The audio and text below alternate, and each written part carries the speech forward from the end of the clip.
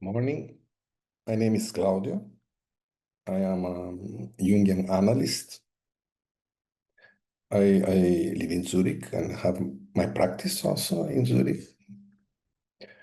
And yes, in first stage of life, I work with finance as an economist in many countries in Latin America, mainly in Argentina and Brazil.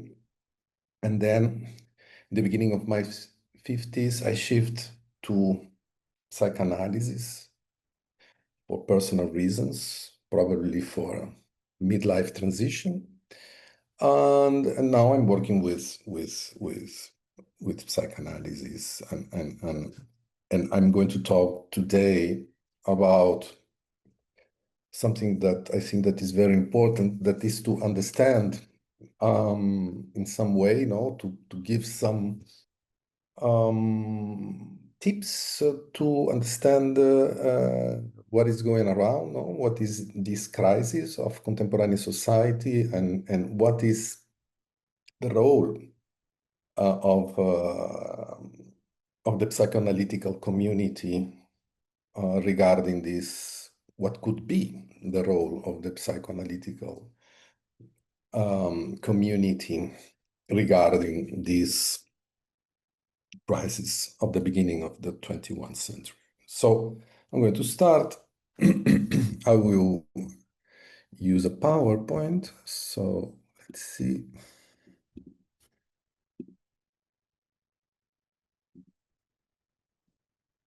So I will start with this chart.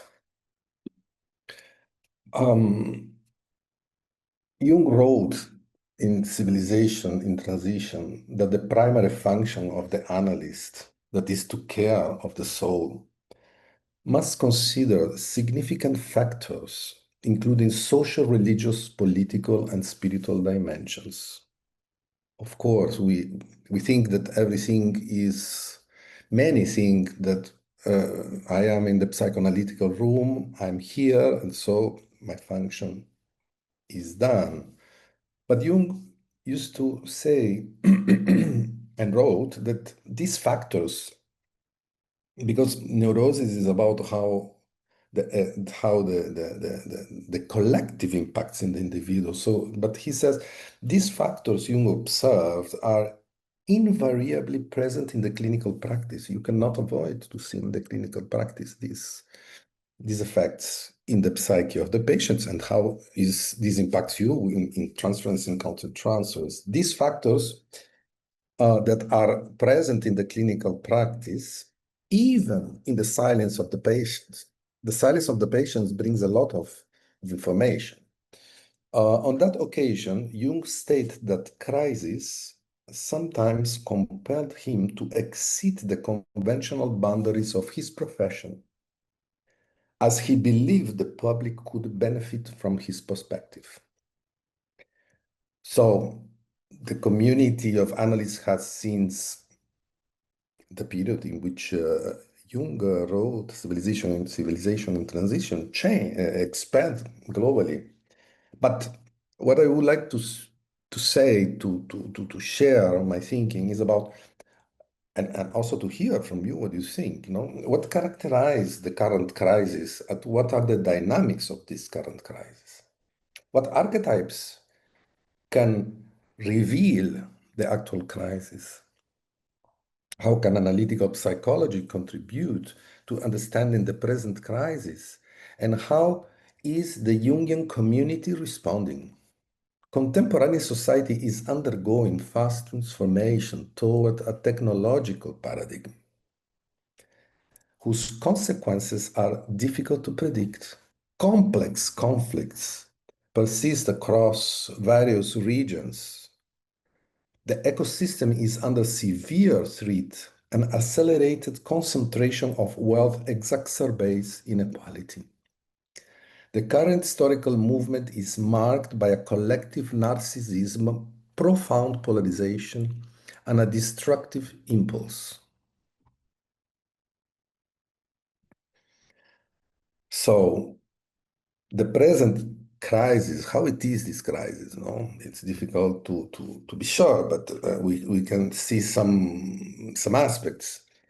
The present crisis is multidimensional. What this means, it represents the collapse of an entire social order and can be viewed as the pathological shadow of unus mundus, confronting us with an urgent need of action.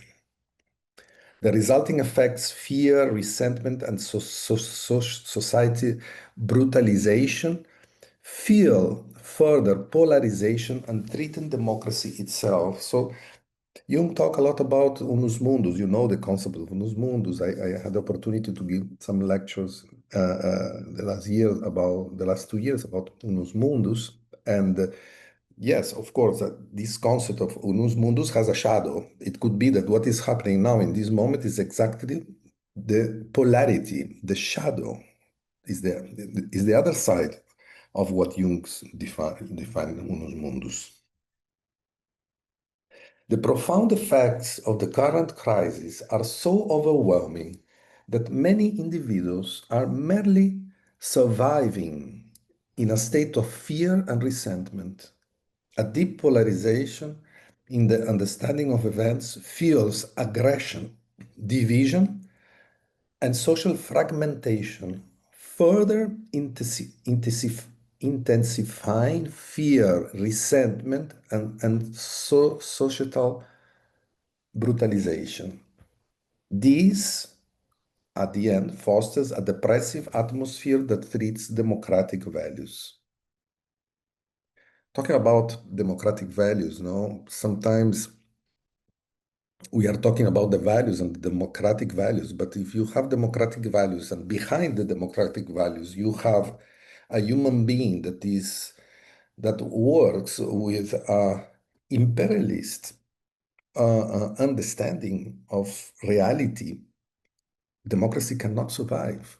And since for me, Roman Empire, we are under this imperialist understanding of reality in which the exercise of the power is the way to manage reality. Who has more power can manage, and who has no power is out of the process of decision. So, of course, when we have democracy principles, we should work. We should also have an attitude to work with democratic concepts. But what is happening with the psyche that is behind this democratic system? If this psyche is not cannot deal with democratic principles, there are no democratic principles that can survive. Could be that this is what is happening in this moment, no? Globally, we witness with spread hesitation to act and react.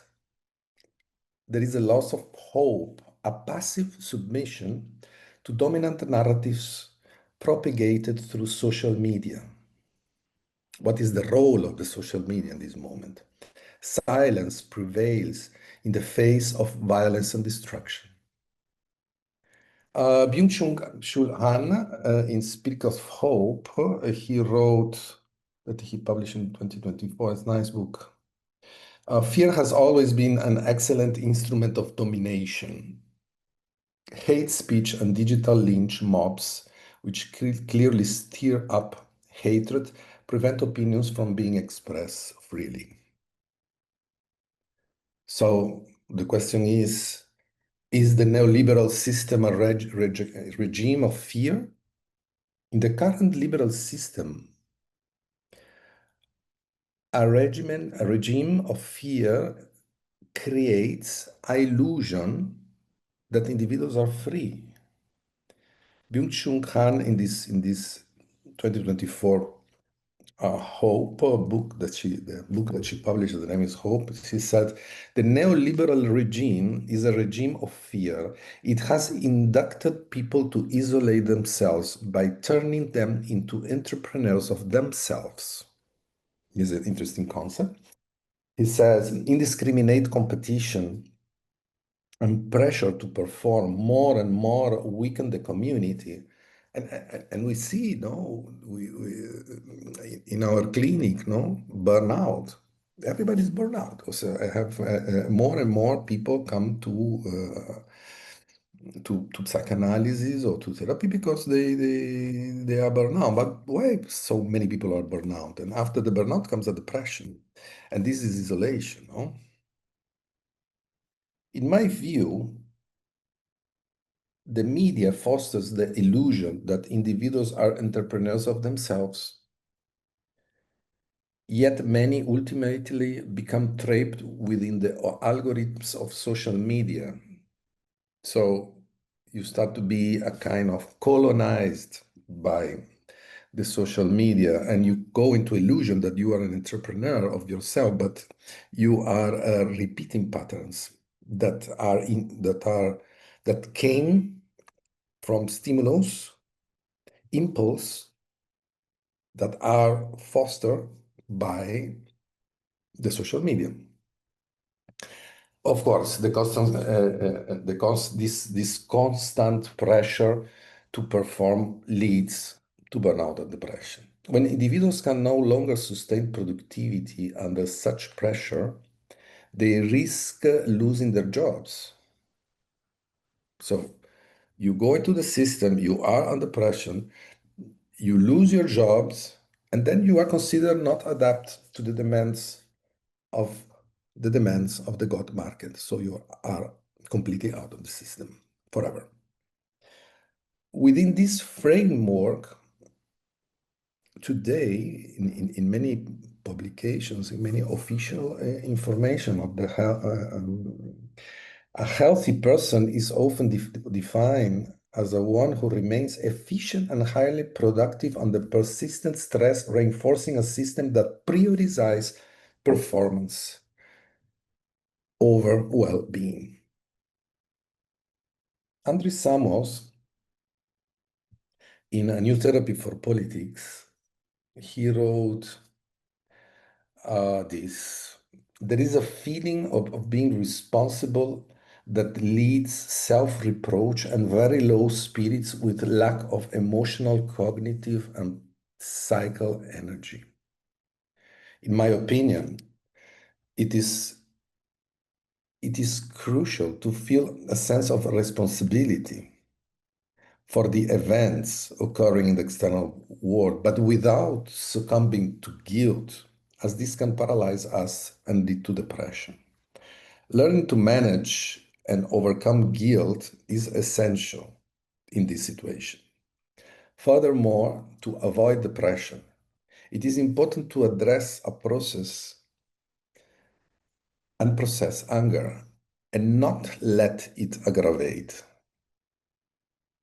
The failure to acknowledge and work through emotions like guilt and anger can exacerbate negative psychological states, making it imperative to develop healthy coping mechanisms for emotional regulation in the face of external challenges.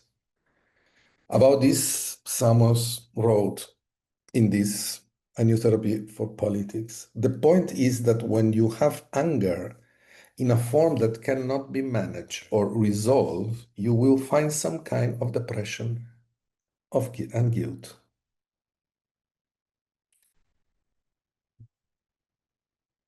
How to process anger?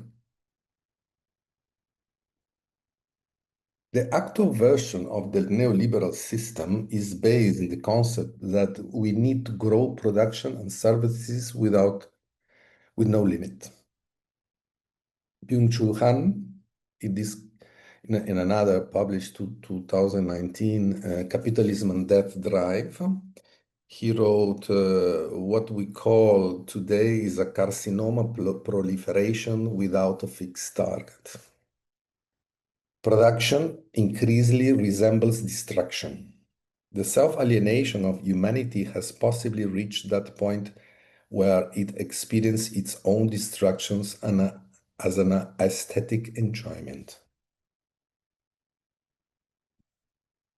So, how the actual crisis is impacting the individuals.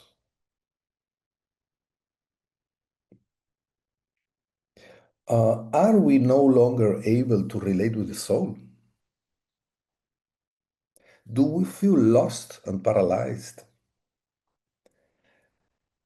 Of course, there is a disconnection, and many feel far from the inner world and the social life. What is happening with the psyche of the individual? How is the connection with the soul in nowadays? When we are in a system that is like I have just started to describe.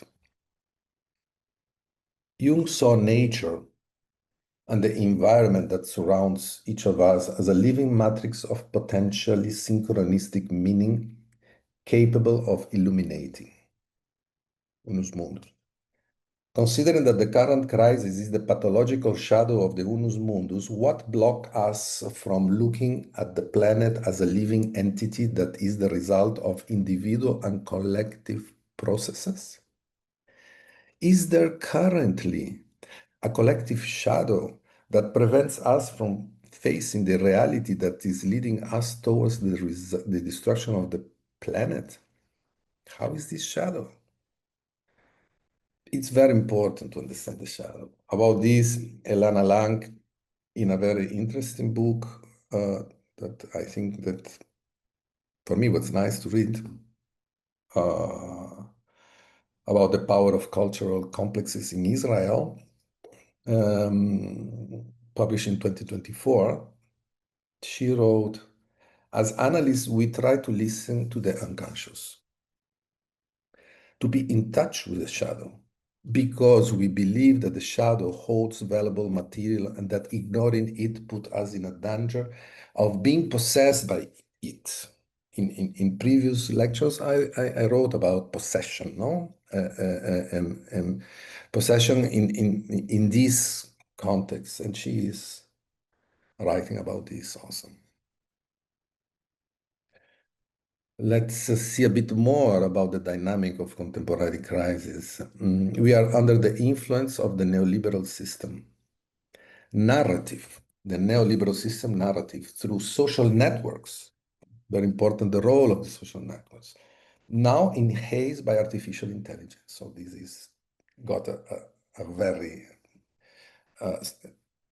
sustained acceleration of how social networks now work. This narrative is based on generating sensations of immediate pleasure that are activated through acts of consumption, bringing many people to work until the burnout in a process that concentrates power in few big corporations, Silicon Valley. We see when Trump started, around him were all the leaders of Silicon Valley, Elon Musk. Why they were financing? They are only financing. This narrative make us feel like entrepreneurs of our life. We say, no, this is the narrative. We don't do what the others want us to do because we are entrepreneurs of ourselves. But this is an illusion. We are not entrepreneurs.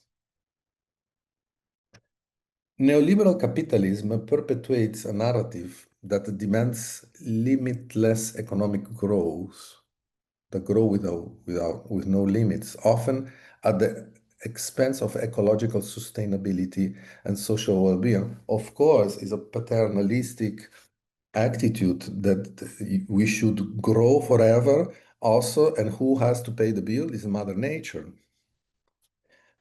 Nancy Fraser described this phenomenon using the alchemical symbol of the Ouroboros, a self-consuming entity, to illustrate how contemporary capitalism devours the very resources that sustain it. Fraser highlights capitalism's predatory exploitation of natural resources and its disregard for reintegration, resulting in systematic inequality and ecological destruction. Despite its self-destructive tendencies, capitalism regenerates and thrives define rational explanation. The crisis is not merely one of inequality, ecological degradation, or precarious labor conditions. Instead, it represents a general collapse of the social order, where these calamities converge and mutually reinforce one another.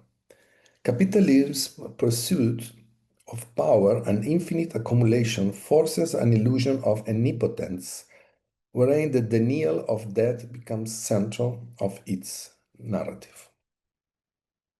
To understand the dynamic of the contemporary crisis, we must see the shadow of contemporary capitalism, of course. But capitalism has also positive aspects, but the social actual crisis is related with these negative aspects, with the shadow, but our shadow is in the collective shadow. This is what I was mentioned before. If we have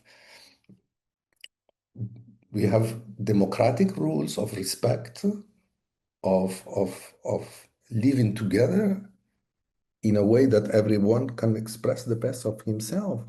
But what is coming out from ourselves is not that. It's our shadow, our individual shadow that is related with the collective shadow. But of course, capitalism is not the responsible for this. Is deeper because capitalism has also positive aspects, economic efficiency, innovation, globalization, creation of wealth, consumer choice, individual freedom, job creation, market-driven progress, investment in infrastructure, adaptability. Everything is very nice, but how are we using this capitalism? How are we dealing with this system? Are we again on the bottom? Because I was mentioned before, no? This colleague that wrote about possession of the shadow, no? When we try to see the shadow, we can see that capitalism society devours its own substance in a self-destructive movement. So what we face is not just a crisis of inequality and poorly paid precarious work. It is not only an ecological crisis in which a warming planet produces lethal plagues. Is not just a political crisis. It is something worse. It is a general crisis of the entire social order in which all these calamities converge, exacerbating each other and threatening to swallow us whole. Are we again processed as Jung exemplifies by the archetype of destruction, but in another time dimension and context? We can also think not only about the archetype of Wotan, we can think in our epoch. We can also, Hillman wrote a book about the archetype of war. Edinger wrote a book about the archetype of apocalypse. Maybe that we are under an archetype of collective narcissism or puer archetype. We are in stage, as Eric Fromm said, a stage of development that adolescent state can be that it's a puer archetype, no? Or can be that we are under the Saturn archetype that divorces its own children. What is happening? For Byung-Chul Han, this is Capitalism and the Drive. He said something that I think that is interesting. He said, increasing capital means increasing power. Increasing capital means decreasing death. Capital can also be interpreted as coagulated time. It's about not accepting that time goes over and we die. Infinite capital, says Byung-Chul Han, generates the illusion of infinitive time. And if there is infinitive time, I will never die.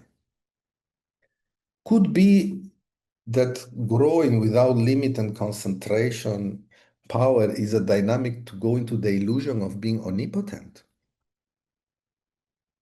Are we trying to replace God? God? That means that death do not exist for who is possessed by the narrative of the neoliberal system. If we go into this submission, we become eternal. Byung-Chul Han comments that for Freud, the death drive founds in capitalism the economic form in which human beings, as will beasts, can live and make better use of the aggressiveness. And this is an interesting concept, no? Why capitalism is developed as the unique way of governing. Also, China works authoritarian system, but capitalism system. And Freud could see that, yes, this is a system that fits with the human beings, what we are, but what we are. In this case, this destructive force is diverted in the direction of economic growth, which also ends becoming a mechanism of collective destruction because the planet is unable to support this unbridled growth. About this topic that I think that is very interesting and it's Byung-Chul Han wrote that for Freud, that drive is biological. It is about going back to what existed before life. But the point here is that in capitalism, the aggression of the individuals can be expressed serving the process of power concentration. But we are talking about this death drive, no? This drive that we have to the destruction. What is this? Is biological, is social. There are different ways to explain how these forces of destructions are working, but there are two main trends. No, one talks is human violence is a human character. That means a biological product of the most animal instincts that survive in our species. It's a biology understanding. But in this case, we can, if it is this, could be that acting on the brain in the future, we can find a way of acting in the brain according to, and then we can in some way contain this aggressive behavior if it is only biologically acting on the biology. It's a question. There is no, this is not happening is a hypothesis that I'm saying. The second trend is that the second way of explaining this death drive, Freud was in this biological side, no, of course. But the second trend is that human aggressiveness, the human aggression comes from, it's not biological, is a phenomenon that is developed in the social context, more archetypal, we can say. In this case, regulation and control could maintain aggression and violence under control. Of course, if you do regulation, you can contain. But this is not working now. Yeah, Wolfgang Gigerich wrote in this Soul Violence. He wrote this. It's a very interesting book. I think that for me, what's good tonight to read. And he said, killing was the first act in which the first negation of the animal's environment was given, and ipso facto the primordial opening of what we call the world of man. For Gigerich, in this book, there are articles, no? There are papers in this book. With the killing, man provokes and opens his entrance into the world and consciousness through his own acts. In this case, is my understanding, according to Gigerich, violence represents what moves the human being in the direction of the initial state of consciousness. This is 2021. In this text, Gigerich also wrote, when man entered history, he was equipped from the beginning with all his bodily organs, such as heart, liver, and kidneys, but he was not by nature, by birth, equipped with consciousness as a finished product. Of course, we start life, when man starts life, no, and he he went into a consciousness process. This consciousness was not ready. Under centuries, the consciousness is developing and can develop more. Man began to build his consciousness in a state with sadistic impulse and terrible aggressions that sometimes explode into violent acts.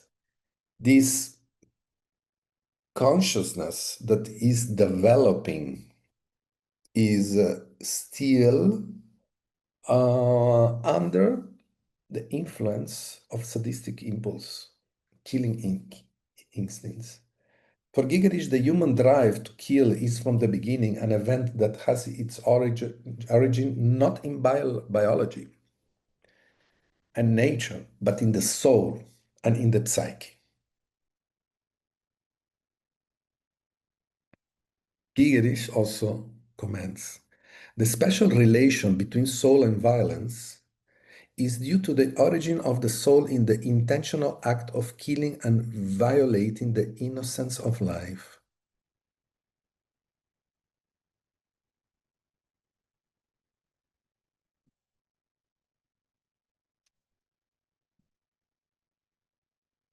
But what Jung says about this,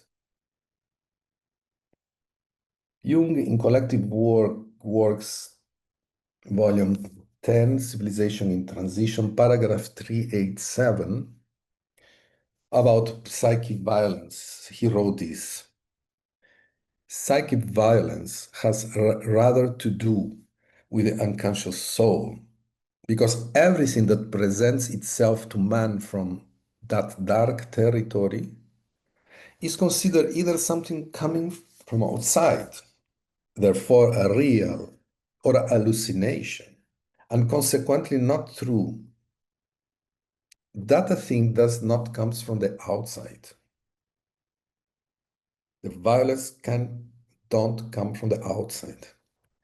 And yet is true, is something that the humanity of our times is beginning to understand.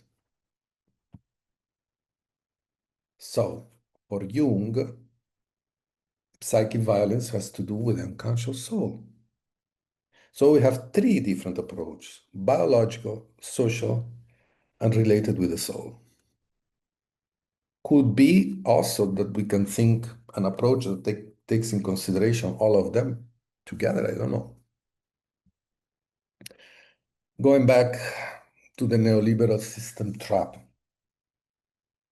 In the actual neoliberal system, the power that sustains it is no longer repressive, but seductive. People react working and consuming with euphoria that the point of exhaustion, even burnout, and the health system is managed to bring back people to support the model for growth, consume, and accumulation for concentration of power. But how this mechanism impacts in the psyche of the individuals?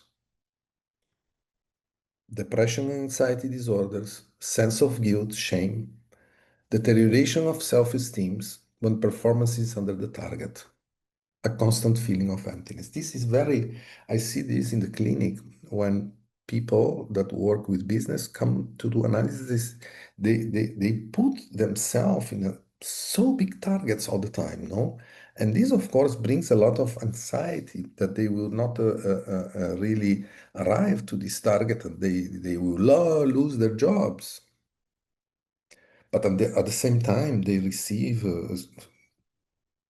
strong impulses in the sense of they have this money that they have big remuneration to when they can perform, and these big remuneration when they perform they don't know what to do. They have a lot of very expensive watches, cars, but the cars they don't use because they are always working also, no? Um, how is this deep emptiness produced? How we can react to the side effects of the neoliberal system that we saw what they are. Uh, we can accept that death is part of life and not searching illusion omnipotence.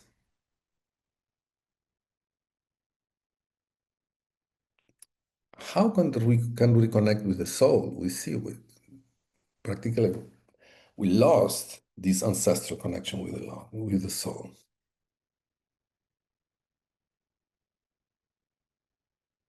Um,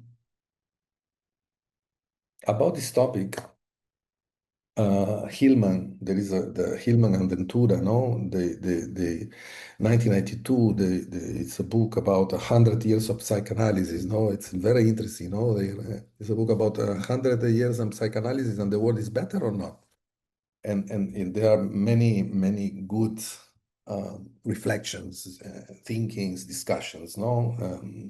Ventura is a journalist and Hillman, everybody know who is. And there is a part of the book in Hillman writes this: if we do not begin to theorize and experiment with the possibility of extending individuation to the world of things, so individuation is not something that is only us, it's something that is related with how we act with the external reality. This idea, the idea of individuation, the individuation process remains captured by private capitalism. He was writing this in 1992.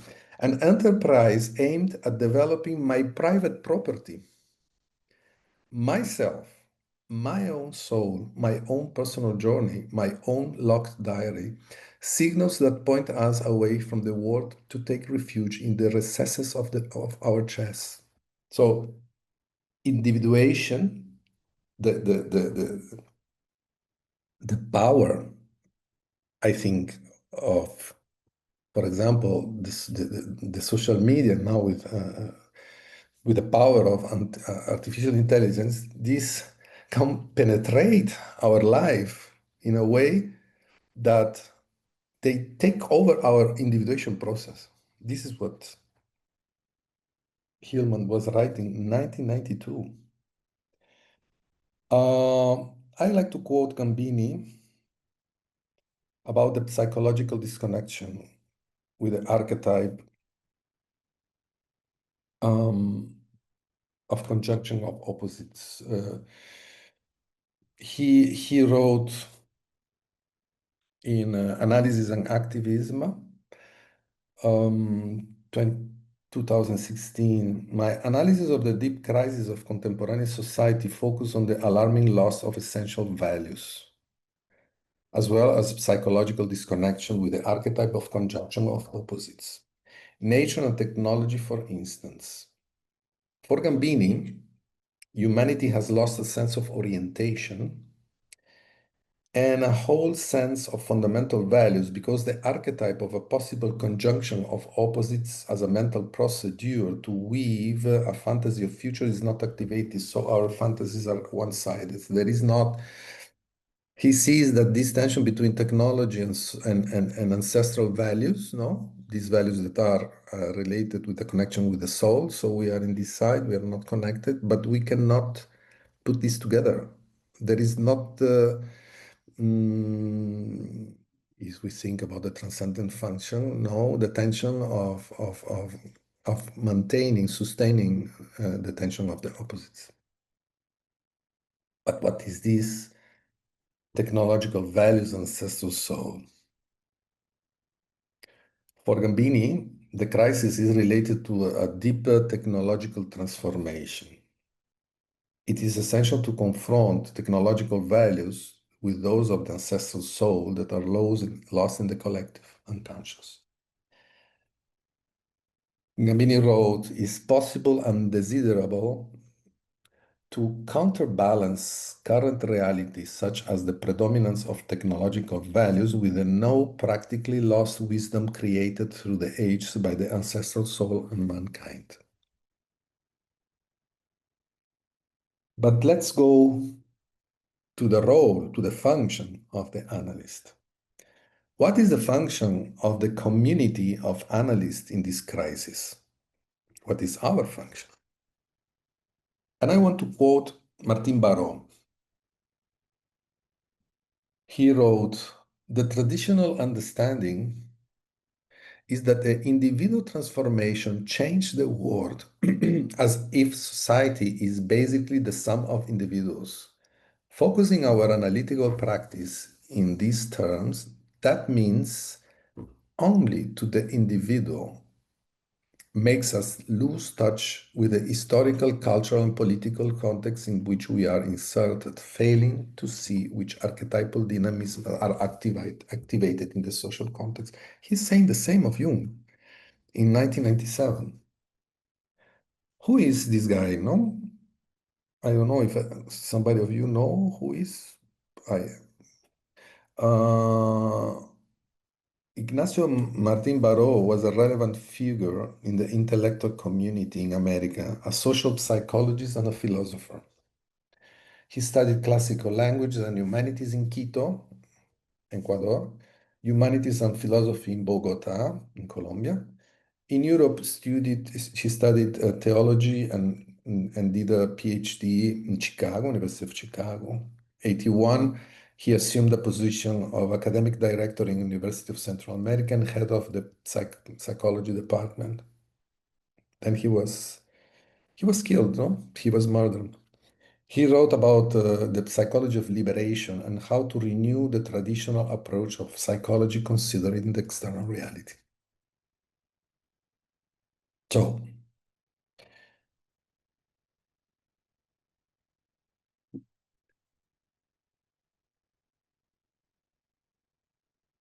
it is essential for analytical psychology to also broaden its gaze towards the ideological political context in which human life is inserted, since it influences people's lives and even cause psychological suffering in large part of the population. This is the concept that Barrow is bringing, and also Jung, no?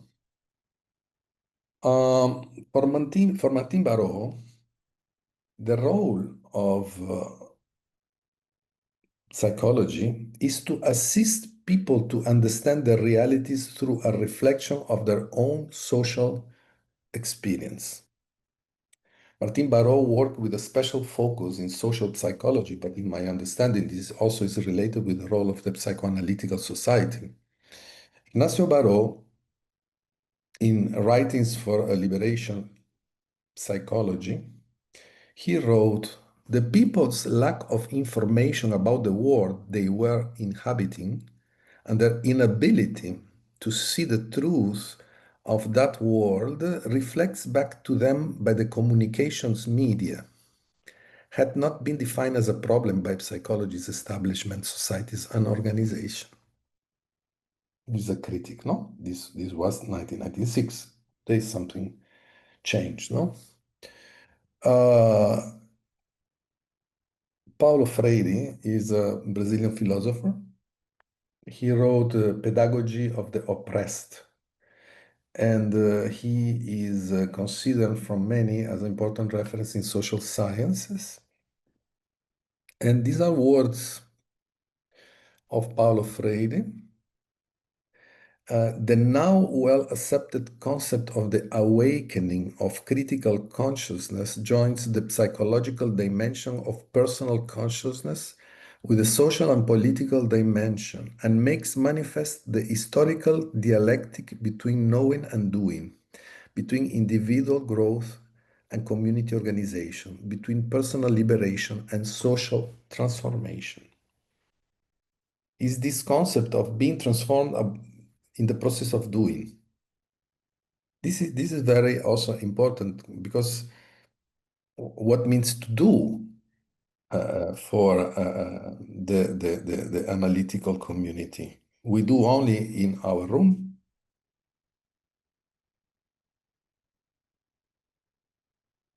Do we need a new perspective and a new practice considering the times that we are living? Could be that this new praxis is related to acting and transforming ourselves in the process of transforming reality.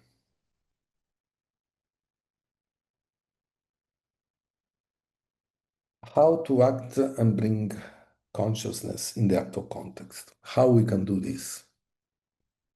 Could be that to bring consciousness in the actual context, we need to move from the comfortable place of only dealing with thoughts and abilities. Could be. Could be that we need to go through the process of transforming ourselves, transforming reality. But how? Could be that the first step is about learning to read the surrounding reality and to write our own history and the history of the epoch that we are dealing with and sharing this. Or learning to move from the personal to the collective dimension.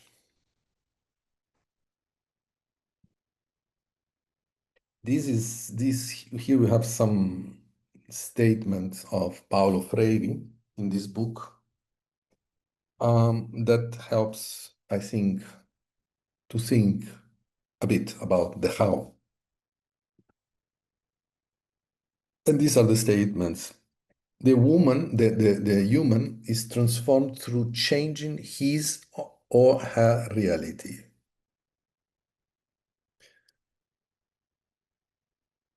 Is an active process that cannot be experienced by imposition, but only through dialogue.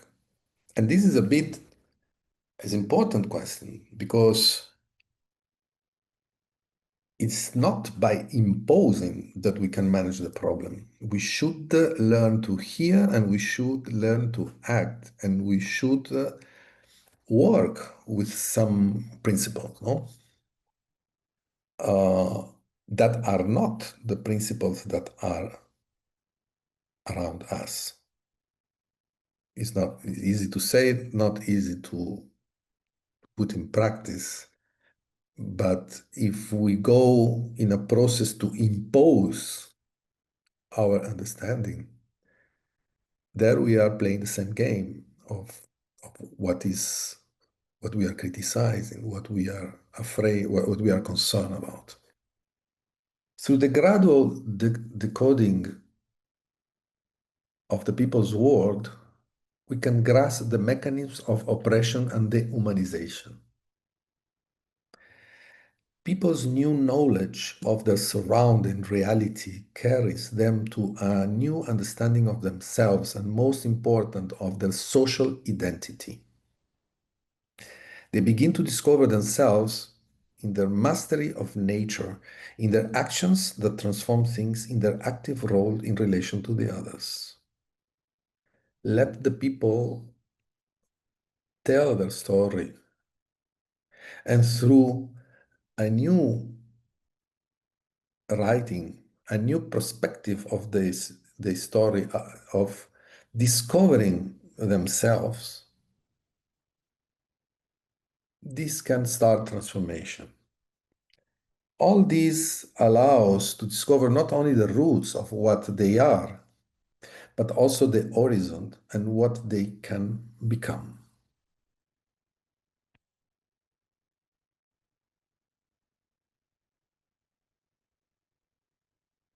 The alienation. Could be that the role of the analyst is in the actual global crisis is to work to achieve alienation of groups and individuals, bringing capacity for critical understanding. Martin Barreau wrote this. no learning process, vocational guidance, or therapeutic counseling can hope to see the development of realization of persons if it does not cast the individual in his or her social context, thereby setting forth the problem of one's authenticity as member of a group, part of a culture, citizen of a country.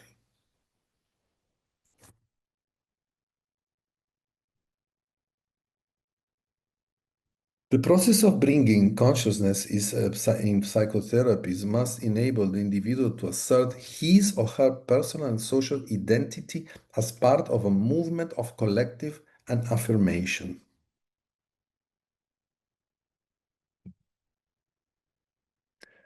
But what Jung wrote about this, what is Jung understanding? Jung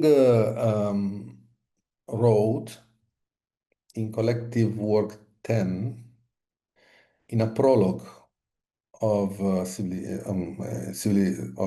reflections. The name of this prologue of a text of the text of Civilization Transitions, reflection on the current history. And he says, medical psychotherapy must deal for practical reasons with the totality of the soul. Consider all the factors that influence the soul life.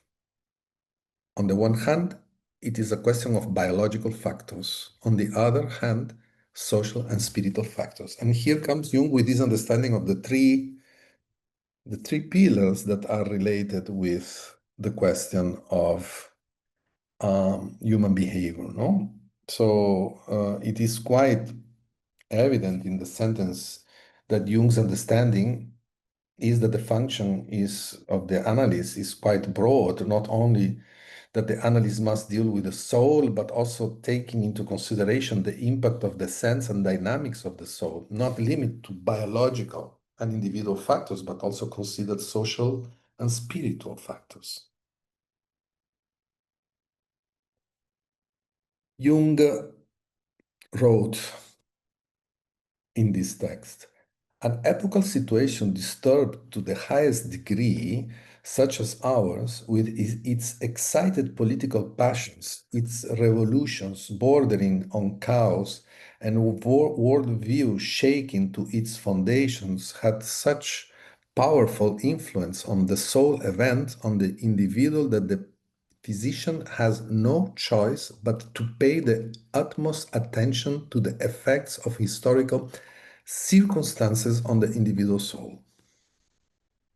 It seems to me that the context in that context, Jung mentions the context in which Jung was dealing was so chaotic like ours. And Jung make clear that the analyst cannot fail to take into consideration the impact of historical context on the patient's soul. As I was saying, neurosis is about how the individual adapts or not adapts to external reality. So the collective is in our practice. Jung is very emphatic about the importance of this factor in the analytical process when he comments that the effect of the historical context of the soul should be taken into consideration. Jung wrote also, not only outside, but not only outside in the width of the world, but also in the silence of the consulting room and in the solitude of medical care, the onslaught of the events of the times affects the individual from all sides. And he goes further and he wrote, having to deal responsibly with his patients, the physician cannot isolate himself in the distant island of a calm scientific work. He must constantly descend into the arena of world events to participate in the struggle of passions and opinions. And if he did not do so, He would only perceive the evils of his time from afar, and the suffering of his patients would not find in him an attentive ear or understanding. He would not even know in what language to address his patients in order to bring him out of the isolation into which his own incomprehensions has plugged him. Jung's words clearly point to the idea of leaving the four walls of the consulting room to participate in the struggle of passions and opinions. Jung even comments, I have been obliged occasionally to overstep the limits of my professional sphere to say a word in public places when it seemed to me it might be useful to the public to hear also the point of view of the psychologist with a peculiar experience.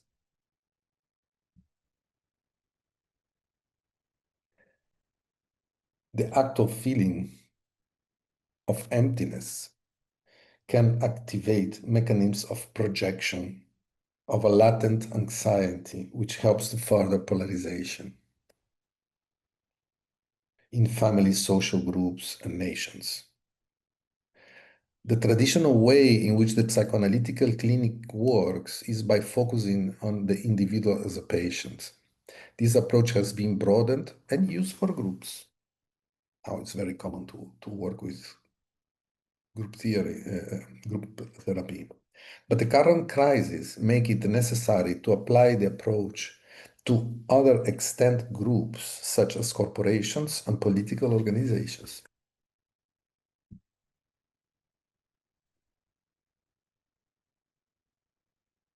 In the unconscious moving from the inner world to the external world or the outer world that claims our attention. Is the unconscious?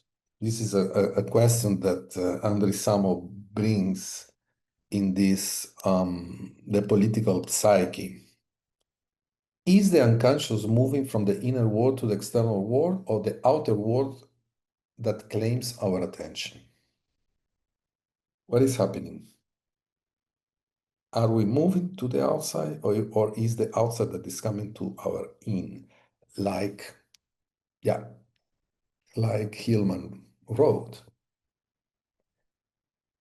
Well, Hillman is a bit sure that he's saying he's from the out to the in, no? It could be that it's important to react and now go to the in to the out. I don't know. But let's see what Andrew Samos says. Maybe it is the outside world that now claims our attention because there is a certainty, much suffering, and much political malaise. So it's something that the outer that is coming to activate us and is not from the inner. Samos comments that probably what is changing in our perception of what analytical psychology can and should do.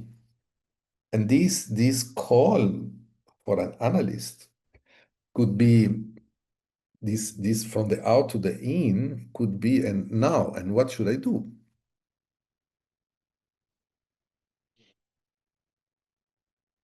Contemporary cannibal capitalism, as we saw, destroys but also pushes towards a new kind of organization that will have to allow the individual to encounter his soul.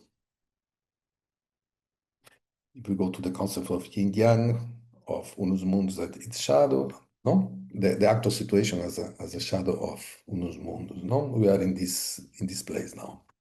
If we consider capitalism as the mechanism that leads toward chaos and destruction and represents the archetype of disorder, where are the seeds that can bring order? If you see the principles of the yin and the East Chinese classical philosophy. Uroboros and unus mundus symbolize the end. This is the apocalypse understanding of what is happening this way. Edinger. We can observe in Chinese culture that in the yin there is a small seed that expresses the yang and the yang a beginning of the yin. How this is working now? Under what pressure our patients are being submitted? In which context we are moving? how this external world is, we are dealing with this external world that are putting us under pressure.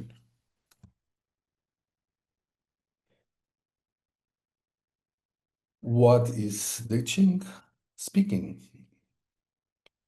The hexagram that comes is 21. He, that means biting through, above Li, fire, and below Zen, thunder. The answer of these questions has to do with the concept that the obstruction represents an obstacle to harmony or unity and a corresponding need for justice and reform. The upper trigram, fire, symbolizes the clarity and enlightenment, and the lower trigram, thunder, symbolizes the energy and vigor.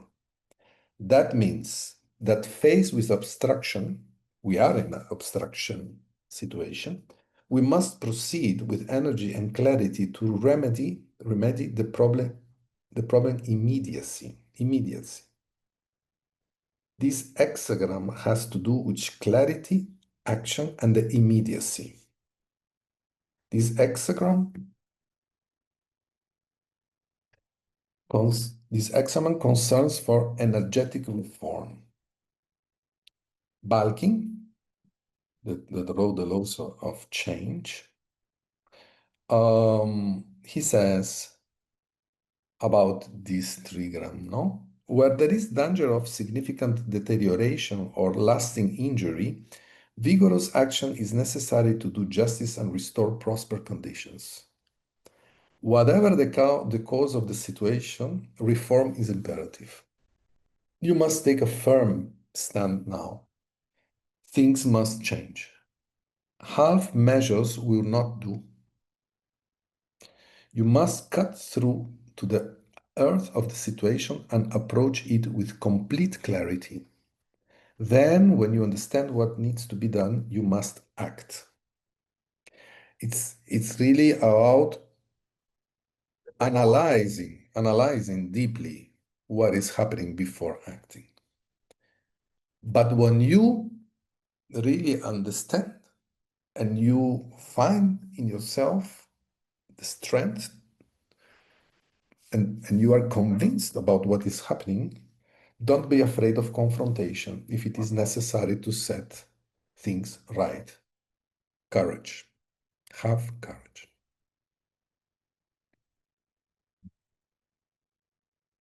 In this context, actions based on the belief that love of life is the strongest weapon to confront the current climate of violence and destruction are necessary. It's about facilitating the conditions for the intrinsic element within everyone, which also represents a primary component of creativity and innovation. To flow and interact with reality through an energy no longer guided by the archetype of destruction. Taking back part of the collective shadow, we talk about the shadow, as one's own and voluntarily suffering for it consciously is an act of love for life, creation, and renewal. It is a way of confronting the polarity that destroys and resisting the state of emptying and immobilization. Confronting to the collective shadow means to deal not only with the individual. Could this means to experience collectively individuation in a context where darkness predominates? It makes sense for you? Could be that this experience promotes the awakening of a hope committed to the action of building a reality based of transparency and sincerity. Opening a discussion with leadership about the dynamics of the actual crisis to bring consciousness can also be part of the function of the analytical society. We are normally closed in the analytical society. When we do congresses, we talk with us. But how we are bringing these questions to the world? Because to discuss only between us, this will not change reality. But it's not to discuss only with people of business, because we talk about capitalism all the time, and yes, this is an important question, but also to share with politicals, religion, and cultural leadership. Bringing the discussion and our interpretation of the contemporary society out of the psychoanalytical field can be an important part of the function of the analytical society to face the actual crisis. The current crisis may also represent an opportunity for deep psychology to address difficulties in a multidisciplinary perspective. This was what Jung was saying in 1948 when he created this institute.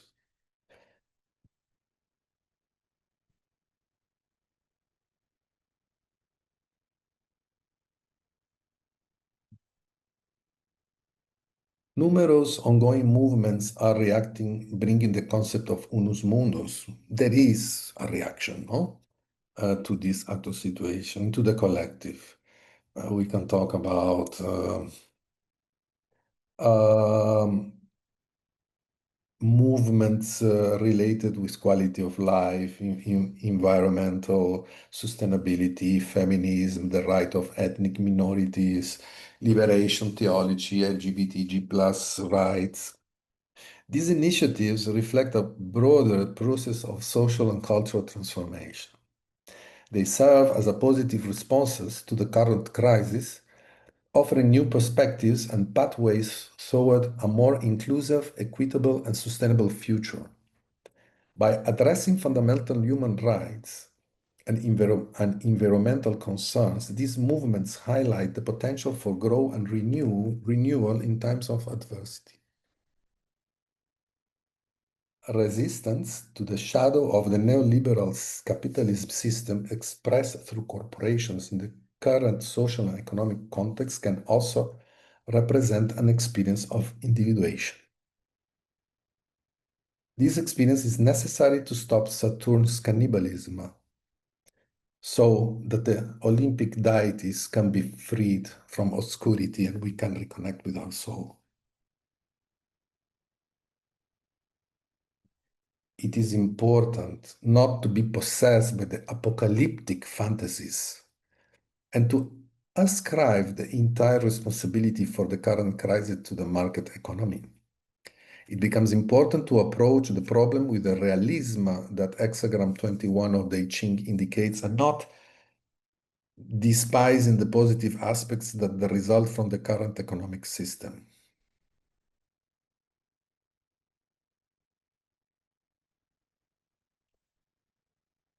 We see that there are different explanations for the violence and destruction that characterize the dynamics of contemporary society.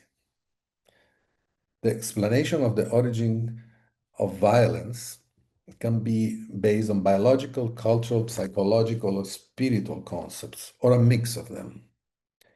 From Jung to social psychologists and to contemporary psychoanalysts, we find the understanding that the function of the analyst is in this complicated scenario of violence and destruction should not be limited to the activity of the consulting room and to the theoretical and research activity. But why Jung was proposing this? Does this work in the contemporary, does this work now, what Jung was saying? In my opinion, it's important to try to comprehend, to understand what is happening now and share our understanding not only with the psychoanalytical community, assuming also as our own the responsibility to what is happening. The process of individuation is not an exclusive inward experience. It is also related to the search for an authenticity expressed in the collective. The trap of the neoliberal system moves people from consciousness to an unconscious attitude that can, according to the narrative of the leaders, transform them into an extremely violent, explosive collective force. The loss of consciousness in the corporate world becomes an act of alienation from life, and this process is not limited to those who participate directly in the activity of their corporations, of the corporations' operations, but also who consume their products. When people are get caught in the trap of the neoliberal system by the narrative of their leader, they became slaves of the technology, addicted to consume and alienated from nature.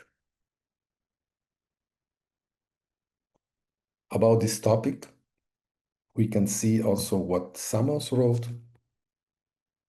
Market forces have already invaded or colonized many aspects of life, like Human said. There is now a need to work on developing a sense of community that is committed, generous, reaching out to the less able.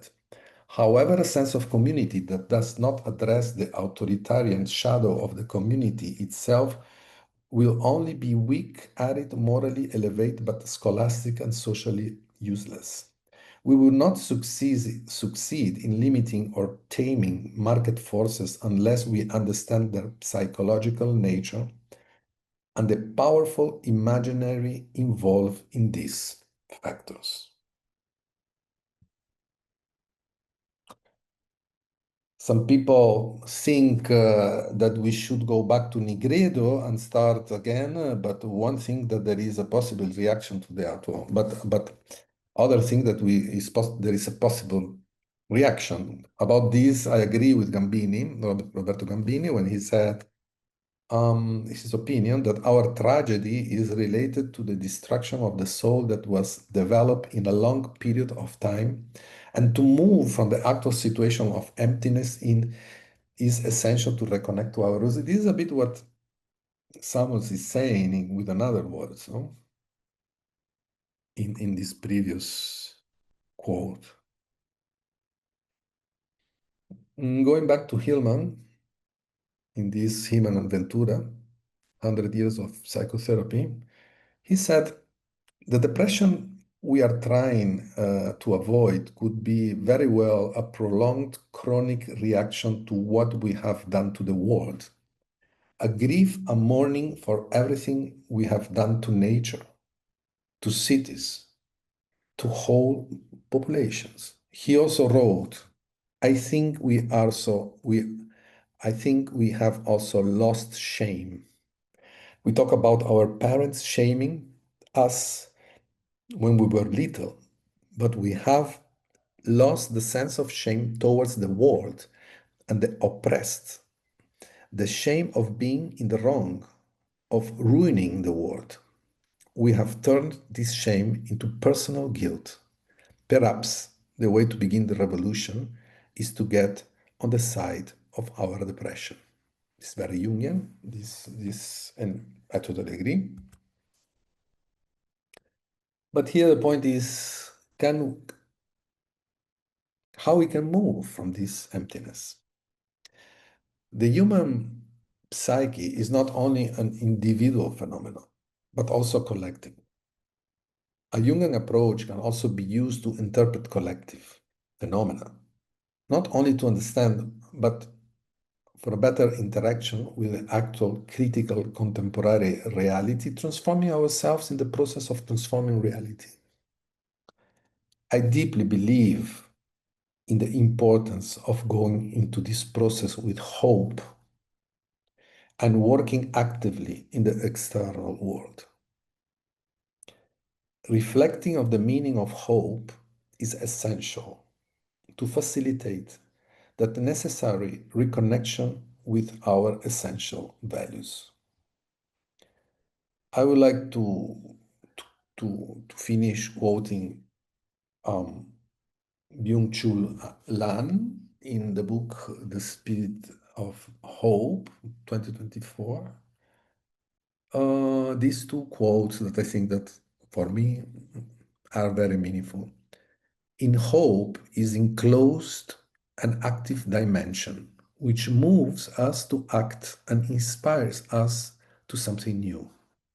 Without ideas, without a horizon of meaning, life is reduced to survival.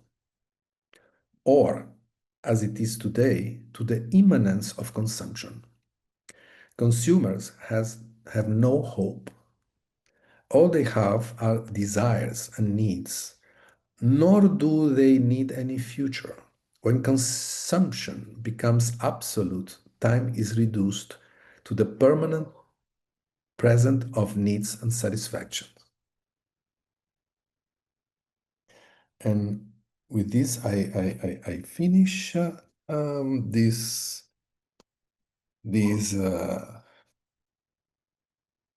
lecture, and I hope that you enjoy. And yes, if there are some points that you are interested to discuss, just write, and we can get in contact and have a discussion. So have a nice day. Bye.